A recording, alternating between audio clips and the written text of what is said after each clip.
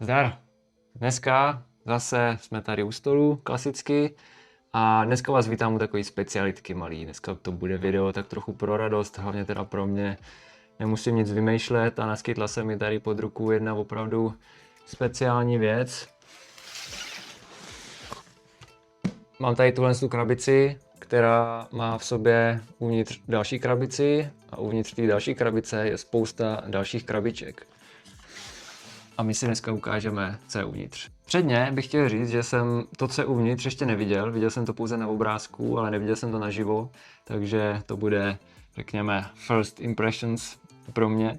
Každopádně měla by to být limitovaná edice od SRAMu s názvem 1987. Číslo 1987 odkazuje na rok založení vlastně značky SRAM. Proč se rozhodli zrovna 38 let oslavit limitovanou edici? To fakt netuším, proč nepočkali na 40, těžko říct. Vzhledem k tomu, že máme za sebou dvě limitované edice v rámci brzd SRAM Maven, tak bych očekával, že SRAM pojede cestou limitek i nadále a budeme moct očekávat další pokusy. Jak můžete vidět, je to krabice, která je ještě zalepená, vlastně takhle nám to chodí vlastně přímo z letadla. Tady můžete vidět vlastně štítek, který přímo odpovídá vlastně dopravě, a pojďme se do toho teda podívat.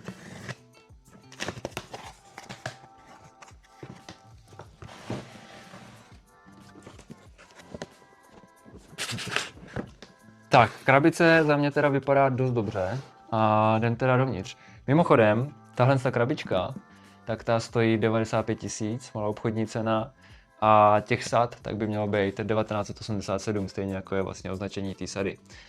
Pro náš trh v Česku nebo na Slovensku, případně náš trh se rozkládá trochu jako dál, tak pro náš trh máme vyčleněno a pouze jsme dostali 20 kusů těchto sad, takže víc jich v Česku opravdu nebude.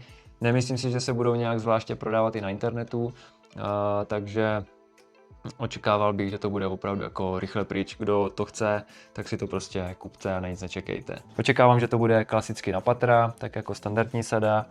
A mimochodem, každá ta sada tak by měla mít vlastní číslo. Jsem zvědavý, jaký to číslo bude tyhle konkrétní sady. Tak, nahoře tady je takovýhle papír, celofán. Na něm jsou nějaký čísla, ale OK. Tak, vevnitř desky. Certifikát kvality. Tady je dokonce ručně podpis toho, kdo to kontroloval. Tak, nějaký popis, nějaký řeči, prostě keci v kleci. A tady je ten certifikát, který vlastně obsahuje to číslo. Snad to není nic tajného, tady to rychle projdu. Datum inspekce rok 2025, 8. měsíc, 6. den, takže 6. srpna někdo tohle kontroloval a je tady dokonce jeho značka Inspected by někdo a Inspector Signature.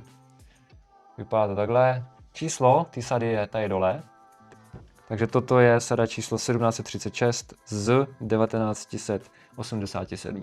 Měly by to být asi tajvanský ty house numera a písma. Neumím tajvansky, takže to asi úplně nedokážu ověřit. Takže dejte mi schválně vědět, pokud jste někdo kouká na tohle video, tak mi dejte vědět, kdo si koupil sadu 1900, teda s číslem 1736. Schválně by mě to zajímalo, pokud tady někdo takovýho budu mít. Tak, máme tady řetěz, klasický XXSL-kovej SRAM Eagle, tak jak jste zvyklí. V čem je ten řetěz vlastně jiný? Jiný je v tom, že je na něm vyraženo číslo, že je z 1987, jenomže jak je tady ta samolepka, tak já nevidím, jestli nad ním nebo vedle něj je nějaký jiný číslo, který by určovalo to pořadí.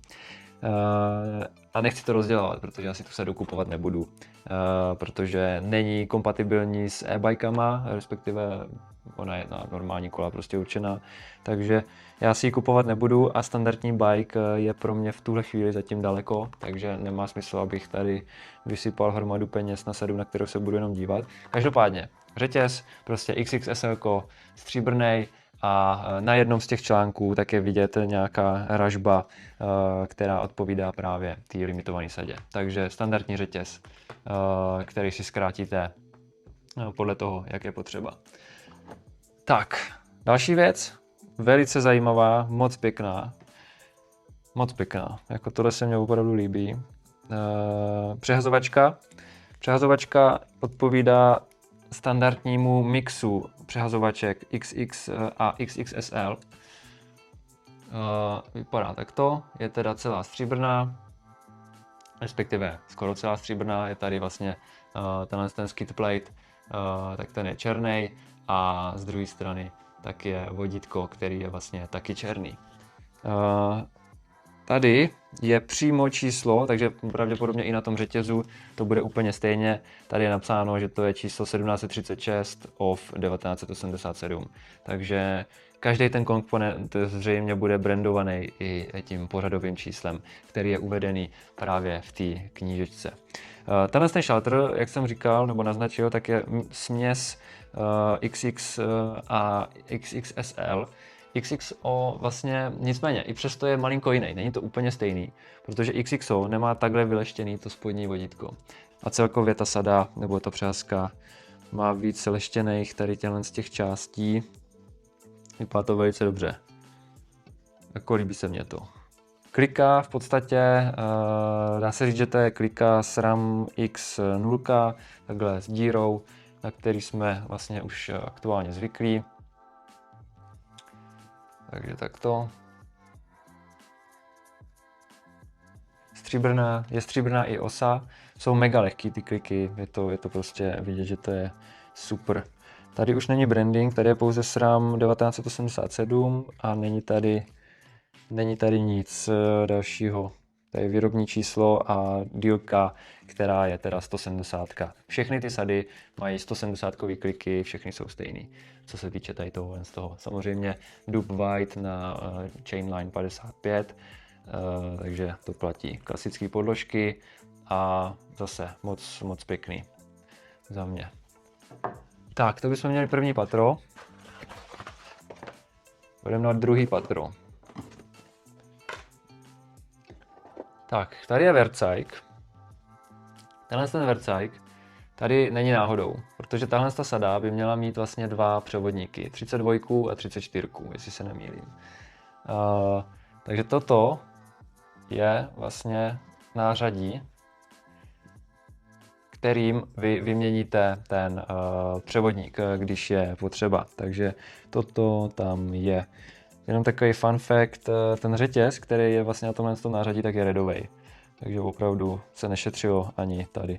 A je to přidělaný na rychlospojku, to je taky pěkný. Tak, takže nářadí. Hned vedle také klika, druhá, nicméně ta klika není samostatně, ale je s wattmetrem. Je to klasický oboustranný wattmetr, který už vlastně velice dobře známe. Řekl bych, že je to úplně standardní vaťák, není tady vlastně žádný rozdíl oproti tomu, který známe doteď. Ten Verzajk je tady právě proto, protože jak si můžete všimnout, tak to nemá žádný šrouby a to uchycení je vlastně na závit, takže ten převodník se tam vždycky musí zaklapnout a otočit po směru vlastně šlapání, takže šlapáním se utahuje. Následně se musí ještě vždycky dotáhnout tady ten čep, nebo čep, šroubek, aby se vám to nepovolilo, i když tam není důvod, aby se to mělo povolovat. Každopádně pásek a kšandy, to je jistota. No a přesně proto je potřeba právě tenhle vlastně Verzajk. Sundává se to tím způsobem, že se vlastně namontuje ten tady k tomu ještě druhá půlka k tomu převodníku, k tomu sundávači, že se vlastně namontuje takhle do kliky tenhle ten pin. Tak toho tam máte, pak se jenom nasadí vlastně tenhle ten Werkzeug na to nářadí, přehodíte vlastně takhle toto a tím, jak vy vlastně budete utahovat tady tenhle ten šroub, který je vlastně uvnitř, tak tady tento, tak se vám to začne povolovat, takže tohle je vlastně nářadí na sundání tohle z toho převodníku. Mimochodem to nářadí se dá sundat, respektive to nářadí se dá koupit i samostatně, tak jako doteď. Tak, nezmínil jsem, ale myslím si, že to je všem jasný, uchycení na 8 šroubů, tak jak jsme teďka zvyklí v podstatě u všech klik SRAMových, kromě SRAM 70. Tak, máme kliky a tím máme spodní patro taky vyřešený, nebo prostřední. Tak, jdeme dál. Tady je teďka vlastně součást toho, té sady, co je tady navíc, oproti standardní sadě, tak je právě tady převodníček. Je to teda 32, tohle je 34. Vypadá to tak, jo, tohle je 34, takže součástí je pak takhle vlastně 32kový převodník. Ten převodník, tak jak můžete vidět, takhle vlastně snad to zaostří. Takhle jsou ty závity. Ten závit je poměrně hrubý, není to normální metrický závit nebo jakýkoliv jiný, ale poměrně hrubý závit, aby to nešlo tak snadno strhnout. Ten převodník je teda mega lehoučkej. Samozřejmě není důvod, aby byl nějakým způsobem těžký. Takže převodník. Tak, jdeme do dalšího patra. Takže to vypadá, že tahle sada má o jedno patro víc než standardní sada. A v tomhle patře máme, řekněme, další elektroniku. Vypadá to nějak takhle. Je tam teda čtyřče dobíjecí, klasická vlastně dobíjecí zdířka, tak jak jsme zvyklí pro třeba Fly Attendant, nebo když máte prostě baterku ve vidlici, v tlumiči, v sedlovce a v přehazovačce, tak můžete nabíjet vlastně všechno najednou, takže to tady je. Kábel klasický, C-čkovej, teďka už mimochodem, protože ta 4, tak tam má C-čko na dobíjení, nebo C-čko, takže to je za mě super. 2 baterky, přemýšlím, proč jsou tam 2 baterky. Asi jedna náhradní, protože tady není nic k tomu dál není, takže 2 baterky prostě, jedna asi plonkovní. A 2 pody. Taky nechápu, proč jsou tady nutně 2 pody, ale dává mi to smysl víc než ty 2 baterky, protože ty pody mají takhle vlastně stříbrný ty matchmakery, nebo ty objímky, které dáváte vlastně na řídítka. Takže máte levej a pravej. Tak. To by bylo další patro. No a v posledním patře, ty vole. V posledním patře je kazeta a ta je teda hodně v topu. Tahle kazeta je teda mega pěkná, to jako musím říct. Mimochodem tahle kazeta taky není kompatibilní s e-bikem, stejně jako vlastně řetěz. Tak, kazeta je teda SL-ková, nicméně oproti standardní XXSL, tak má jinou povrchovou úpravu a je ještě o 25 gramů lehčí než standardní kazeta SL-ková a je teda fakt pěkná. Je hodně vybraná. Takhle vypadá dopředu, celá stříbrná, za mě opravdu jako super, tohle by se mně líbilo na kole. A ze zadu vypadá takto. Snad se vám to tam moc neleskne. Je hodně vybraná, tady můžete vidět právě ty žebra, které jsou opravdu jako hodně vybraný, takže za mě tohle je opravdu pěkný. Tohle je mega pěkný. Tohle je opravdu hezký. A to by bylo všechno. Víc tam toho není. Takže tady bych to asi uzavřel za mě. To dneska bude asi všechno, nebudu tady k tomu dál nic povídat. Video o T-Typeu už jsem dělal, principiálně vlastně to bude stejný jako standardní T-Type, jakýkoliv jiný. Nicméně ten rozdíl je právě v tom designu a v tom brandingu. Tak, tady se ještě rychlosti podívám, jestli tady není nějaké číslo, který by naznačovalo něco s tím počtem, ale není to tady. Jo, je to tady. Je tady i číslo i na kazetě, že to je 1736 z 1987. Takovým malým, hodně nenápadným číslem, ale rozhodně se to dá najít. Takže to tady je. To vypadá, že opravdu někdo si dal záležet na tom, aby to všechno sedělo, respektive vlastně je to jasný, protože ten inspektor je tady podepsaný. Jo. Tady ta klika je mimochodem taky brandovaná 1736 a tady ta druhá není brandovaná z nějakého důvodu. Ne, není. Takže jedna klika je, kazeta je brandovaná, shelter ten je teda taky brandovaný tady zezadu. A co ty pody? Tady je SRAM napsáno. Tohle taky není brandovaný asi. Tenhle určitě ne.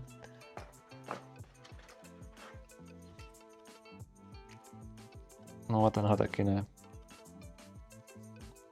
Takže tohle není brandovaný. Takže máte brandovanou vlastně shelter, kazetu a vlastně pravou kliku. Pravá klika je brandovaná. A to by bylo všechno. Pokud by vás zajímalo více o SRAM T-Type, tak jsem o něm dělal video někdy v zimě, tak si ho pusťte, najdete ho tady klasicky v rohu, případně dole pod videem v popisku.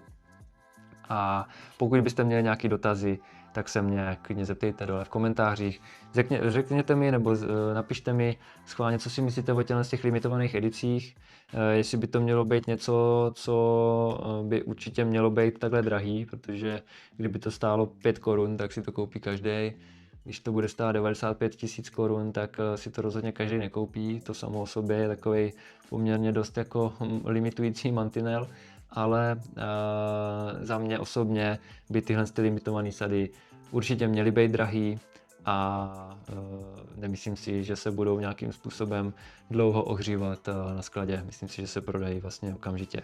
Takže 20 sad pro Česko, Slovensko, Polsko, Maďarsko a já nevím, kde všude jsme, takže 20 sad je k mání. Rozhodně, pokud to někde uvidíte a budete si to chtít koupit, tak nečekejte. Asi to není věc, na který by stál, řekněme, život SRAMu, ale za mě je to poměrně pěkná věc a rozhodně tyhle limitované edice já osobně vítám. Osobně měl jsem obě limitky Mavenu a rozhodně vypadají na kole líp než standardní sady, nebo aspoň za mě se to prostě líbí víc. Mám rád tady tyhle řekněme punci, nějaký jako, jak to říct, exkluzivity, nebo když to tak řeknu. Takže já osobně vítám limitované edice a osobně bych čekal, že se s nimi budeme setkávat víc a víc. Nemyslím se stejnýma, ale s různýma druhama limitovaných edic. Tak, uvidíme schválně v zimě, jestli zase stejně jako předchozí 2 roky byly, nebo na začátku roku, někdy leden, únor, březen, jestli budou zase nějaké limitované brzdy. Osobně očekávám, že budou, ale není nic potvrzeného, takže uvidíme.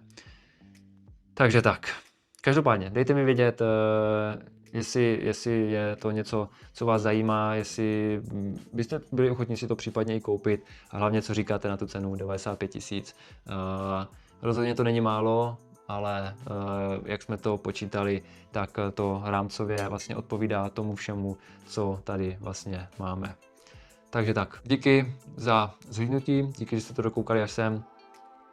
Určitě dejte odběr, blížíme se ke 2000 odběratelům, není to tak blízko za rohem, ale už je to méně než 400, takže pokud tam naskáčou ty odběratele, určitě budu rád, určitě mi to pomůže. Je to i vlastně taková měna nebo komodita pro mě, jak jsem se právě mohl dostat tady k tomuhle zboží.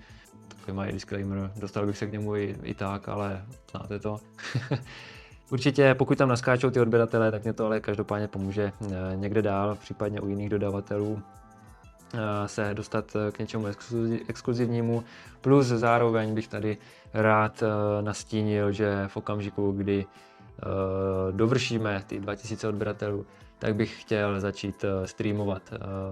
Osobně bych to viděl asi tak na jeden stream měsíčně, to znamená 3 klasické videa, jedno každý týden a ten 4. týden, tak tam hodit jeden livestream, rámcově kolem hodiny třeba, když bude o čem mluvit, když nebude o čem mluvit, tak kratší, případně to může být i delší samozřejmě.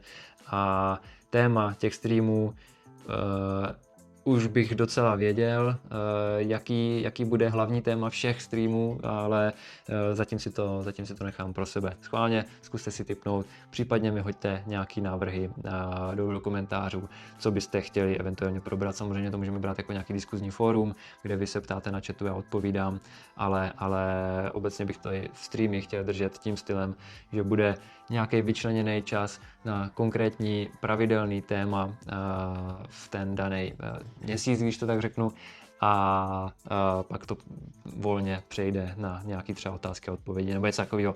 Ten konkrétní nápad ještě přesně nemám, ale to hlavní téma vím, který bych od toho očekával. Takže tak, už jsem se zase rozkecal, já se jdu tady ještě chvilku pokochat a díkec a zdarec, mějte se hezky a u dalšího videa. Velice pravděpodobně v příštím týdnu, ještě nevím o čem, tak se budu zase těšit. Zdar.